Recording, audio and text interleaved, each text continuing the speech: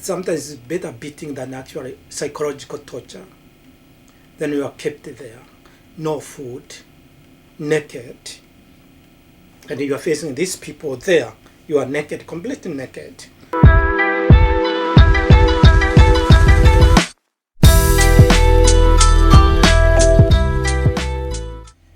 And therefore I started basically doing that from 1975. That's the time I started working.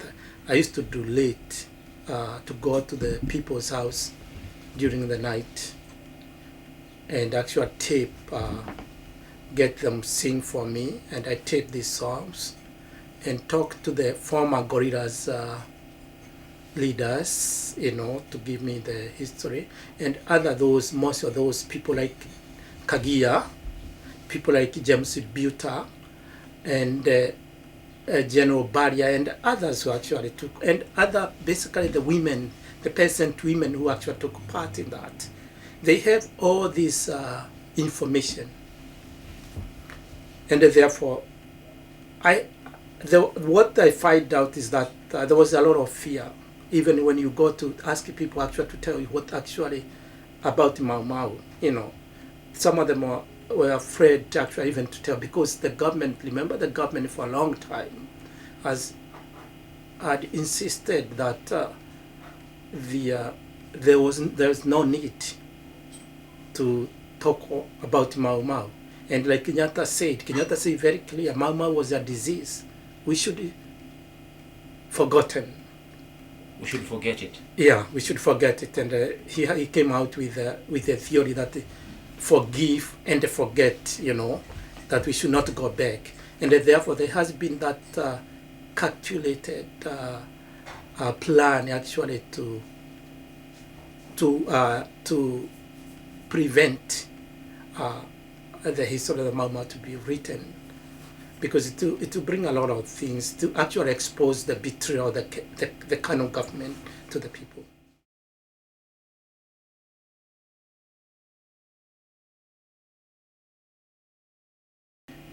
Yeah, there were two things. One thing is that the British colonial government did not know anything about the Mau Mau. All what they saw is Kinyatti, because Kinyatti basically was the leader of the African people, was actually the leader of the movement, Kenya African Union, which actually challenged the colonial regime. And he was seen as an enemy by the colonial government and the settlers. The colonial settlers, basically he was most hated, and therefore anything was committed by the African people was basically blamed on Kenyatta. That one thing that they did not know anything. The other one is they want to get rid of Kenyatta, because they consider that if actually they jail him, of course they'll be able to control the political movement, African political movement in Kenya. And of course, basically this was the fear. So they did not, basically they thought Kenyatta was. Even many people in Kenya, even those who took part, thought Kenyatta was part of the movement. But it was later, when actually we started doing research and talking to people, actually, especially the people who are in the Central Committee, it's later they started telling us that Kenyatta was not the leader of the Mau Mau movement, and that Mau Mau movement was independent of Kenya African Union, and Kenyatta was not a member of the Mau Mau or Mau Mau Central Committee. Like I said, I did not believe that I would be arrested for doing research on the Mau Mau movement. Constitutionally, I was not doing something wrong. I was not committing a crime against the state. By 1979, I published an article, and it created a lot of debate in both Kenyatta and Nairobi University, and it attracted a lot. It attracted the special branch. Started questioning where did I get the information, and it was during this time, I started feeling that I was being followed. And it was during this time that the university was getting more radical. The students are coming out to oppose actually the repressive regime. And of course, this was basically during the Moi's regime. Kenyatta has died, and of course people felt that there has been betrayal all along. And the university became the most important, the center of that debate. And most students became anti-regime, So it was during this period I started seeing people following me. And of course we became aware that even more started speaking of that the university has become anti-government. That most of the teachers who were teaching were Marxist radicals.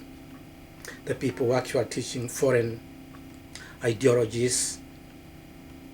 And we started, for all of us, it started feeling, the special branch starts coming to classes to tape.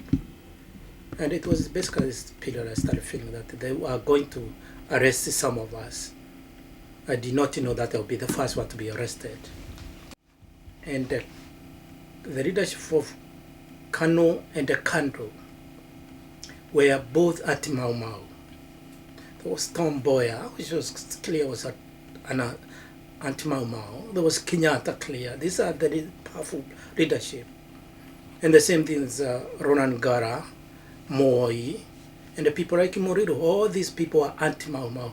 And therefore, they are different, so actually different because basically it was political different because it's actually they were struggling for power. So the two parties have similar position when it came to Mau Mau. And therefore, there was really no difference between Kenyatta and the Moi. And I remember Kenyatta for a long time opposed the Mau Mau and opposed any research on the Mau Mau movement.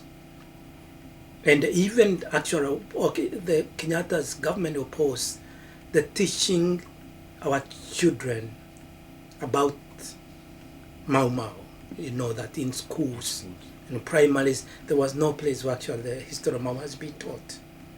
There was no monument, anywhere. That even attempt the people demanded that Kinyatti should actually given at least a historical monument should be beautiful, treated basically. The Kenyatta started arguing that you cannot have two leaders. You cannot have Kenyatta and then you have Kimathi. There must be one leader who is the national leader, and of course it was Kenyatta. So that has been a consistent anti-Mau Mau, anti-Mau Mau position in Kenya, in Kano government, and therefore it was not that the Moi did not do something different from what Kenyatta was doing. He continued doing what Kenyatta was doing. Remember, Moi said that he's going to follow the footsteps. Yeah, nitafuata nyayo za baba yangu. Ndivyo alisema. Yes. And therefore he followed the same thing.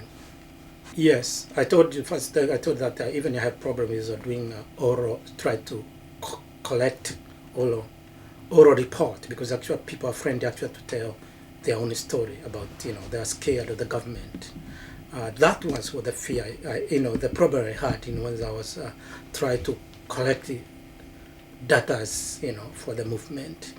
And the other difficulty I have is actually to try to get to the National Archive Kenya National Archives, and I was not allowed to get the Mau Mau material in National Archives, and therefore I couldn't get much. The most important actually is National Archives, where actually Mau materials are kept, which I could not get there because the government prevented the special Kenyans actually to get hold of this information. So I couldn't get it. The way I was able to get the Dead and Kimansi's papers, some of Dead and Kimansi's papers, basically is through individuals who had this paper in their homes. And actually, in some places, I was able, when I was going through in Kenya National Archives, I was able, by accident, actually, to find some of these documents thrown out there and there. I collected them. But the most important, the document I got from people who had this document. Did the British oppose you in any manner because you're going to expose their writings? Of course, we couldn't, even the British, we could not get to the British National Archives because actually even themselves closed prevented the Kenyans actually to get hold of the Mau Mau material until 30 years later. Actually, I think 1983 actually they opened up the National Archives. So there has been a very difficult it was a very difficult job here to do because you don't have material. Basically, you are working. The most important was actually oral history, which actually the songs. So we can say what you have done actually is just a very small fraction of what could be done about the Mau Mau. Exactly. Exactly. This is very small. We haven't been able to get the material, the information we want, because actually the government still prevent us to go to the National Archive. So this basically is very small, some part of large issues which should be open. I'm insisting that given the fact it is our history, that the Kenyan government or the kind of leaders have no right to prevent our people to know about their history, to prevent the Kenyan scholars, the Kenyan historian to write about Mau Mau. It is unconstitutional. It is basically an attempt to control the people of Kenya. Like I was saying that I said I felt that the true story of Mau Mau has not been written, and I felt I could contribute to write that history. The most important is that by 1975, I went home after I finished I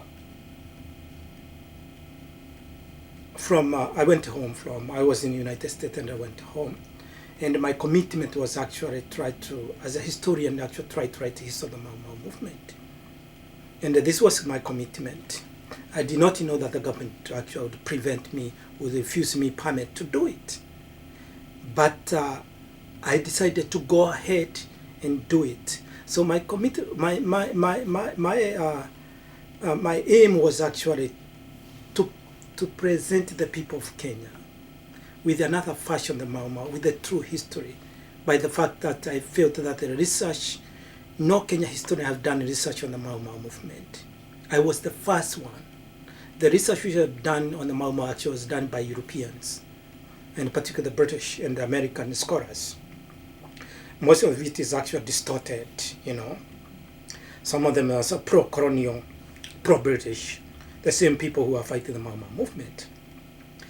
I felt that the Kenya if we are going to do, I feel a Kenya historian should be able to present another version, the true history of the Mau Mau movement. And this was actually basically my commitment. I feel I could contribute to the national history. You know, I consider Mau Mau as the high peak of Kenyan's nationalism.